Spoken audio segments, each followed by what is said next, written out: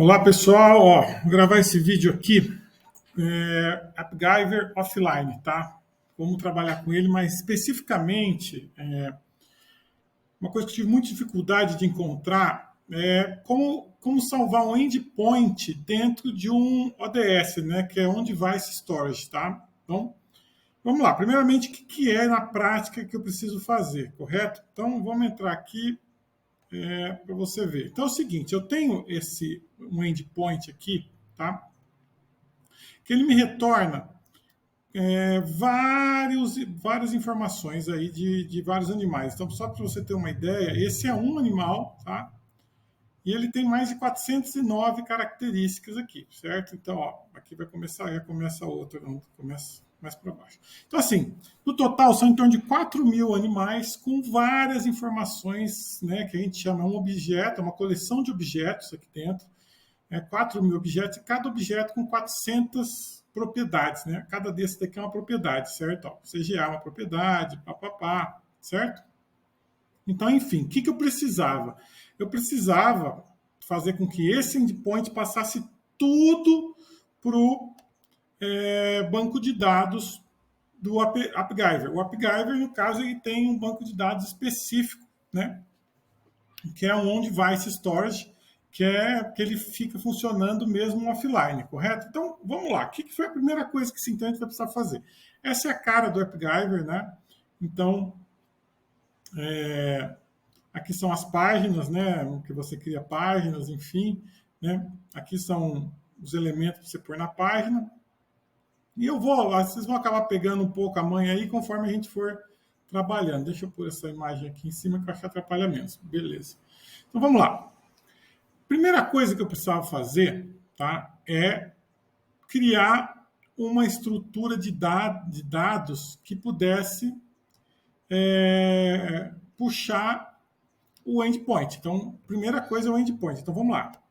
Então, o que eu criei aqui? Tá? Eu vim aqui nessa abinha data, que aqui na abinha data você vai ter vários tipos de recursos, né, que é On-Device Storage, que é esse especificamente que eu preciso transferir tudo de lá para cá, mas primeiro a gente tem que fazer outras coisas.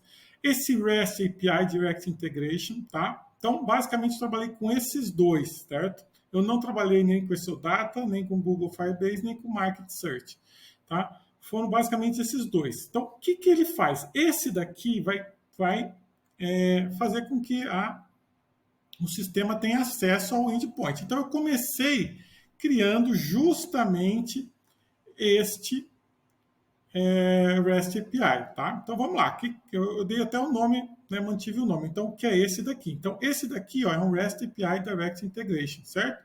Então como que a gente configura ele, tá? Então aqui no canto esquerdo, tá, nós vamos ter as diferentes configurações. Ele pode ser um método de delete. Você pode ver que eu desabilitei o método delete, que ele não é de deletar. Ele não é um método de put. Ele não é um método de criar, porque ele é só um método get que vai puxar todas as informações, né? Se fosse um post, né, eu usaria ele, aí eu precisaria habilitar esse daqui e desabilitar os demais, mas não é o caso, tá? Esse poderia ser um get, mas esse é um get de um único registro, tá? Get record. No meu caso, ele é um get de vários registros, tá? Então eu habilitei esse get aqui. Você deixa só esse habilitado e os demais desabilitados, tá?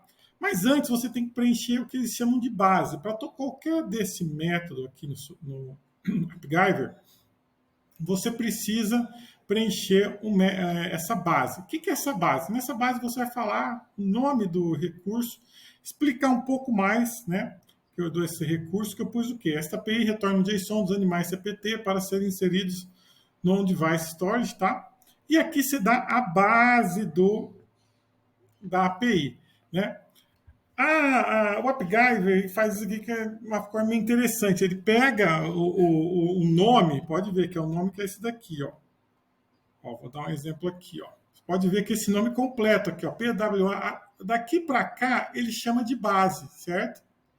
E daqui para lá ele chama de o endpoint por si só, certo? Então foi basicamente isso, né, que eu fiz aqui, certo? Então você pode ver que ele vai o nome até aqui, Ele não tem nenhum método de autenticação, nem header, nem URL placeholder, nem care parameter, não tem nada. Certo? Então, basicamente, a configuração do método na questão base é feita aqui. Tá? Então, basicamente é isso daqui. Então, como eu falei, isso aqui é parte, é metade só do API, daquele endereço maior. Daí, como eu falei que eu vou usar o get, eu venho aqui e agora configuro o get, certo?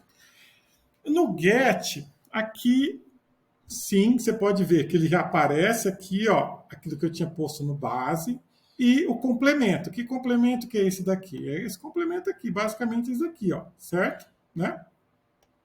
Então, beleza. Então, aqui eu copio o complemento de forma que o relative path fique completo aqui, ó, certo? Você pode ver que aqui tem dois parâmetros de URL, a página e o animais por página. Então, como são parâmetros que fazem o filtro, né, num get, parâmetros de página, eu adicionei os parâmetros aqui. Então, primeiro você põe aqui, escreve eles, deixa ele entre colchetes, tá? Ele não vai aparecer automaticamente aqui, você vai ter que criar aqui, né, com o mesmo nome do que está dentro do colchetes, tá? Então, o que eles são? Eles são o parâmetro página, ele é um number, tá? Ele não é codificado nem é estático, ele tem um valor 1 inicialmente e esse valor 1 também, que é animais por página. Quantos, no fundo, ele está dizendo o quê para o endpoint, né? Que seria isso daqui, ó. Só para voltar lá para ficar mais claro, certo? Ó, aqui, ó. Se eu puser aqui, ó, aqui como tá retornando 100 animais. Ó, pode ver que ele vai até a linha 45.062. Se eu puser aqui animais por página só um, certo? Ele vai retornar um único animal. Pode ver que um único tem em torno, ó, tem 454 páginas, porque é um objeto, um JSON com 409 propriedades. Beleza? Então, beleza. Até aqui tá feito, né? Configurei agora o caminho relativo, pus esses dois placeholders, URL, desculpa, esses dois parâmetros de página aqui. Agora eu vou testar, certo? Aí eu venho aqui no teste, certo? Para testar, você vai dar um run test aqui, certo? Eu acho que provavelmente ainda vou pôr página 1 aqui, né? Ó, página 1, animais 1 e dou um testar, certo? Ele deve retornar, pronto, retornou, certo? Beleza, ótimo. Então, aqui eu já tive uma resposta, que é o que eu esperava, de um único animal com todas as propriedades dele aqui, ó, certo? Aí, se eu clicar nesse Set Schema from Response, o que ele vai fazer? Né? Ele vai mapear aqui, certo? Olha, então ele já mapeou tudo aqui. Muitas coisas ele mapeou automático em termos de se é texto, detalhes animal, ó, tá vendo? Ó, detalhe, daí vem o animal, ó, da mesma estrutura que está aqui, ó, tá bom? A mesma estrutura que está aqui, ó, detalhe animal, animal, CGA, tá? Então ele já mapeou, tá pronto. O que pode acontecer aqui, nesse caso, o que eu fiz foi o seguinte, por exemplo, em alguns aspectos eu mudei o mapeamento, porque, por exemplo, aqui vinha como texto, e eu queria que fosse data, então eu já pus aqui como data, tá?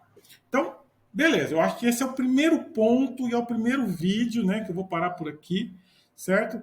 Que é você conseguir mapear o endpoint. Então aqui você pode mudar, por exemplo, se aqui você acha que esse não já é outra informação, você põe aqui, tá? Mas não tem nada mais que isso nesse momento aqui, né? Eu só gosto de trabalhar com texto, número e data. Então, todos os 409 propriedades que estão aqui, eu pus dessa forma, tá? Então, nesse aspecto aqui você fechou. Então, ou seja, aqui você já tem, né, um data resource do tipo REST API Direct Integration, tá bom?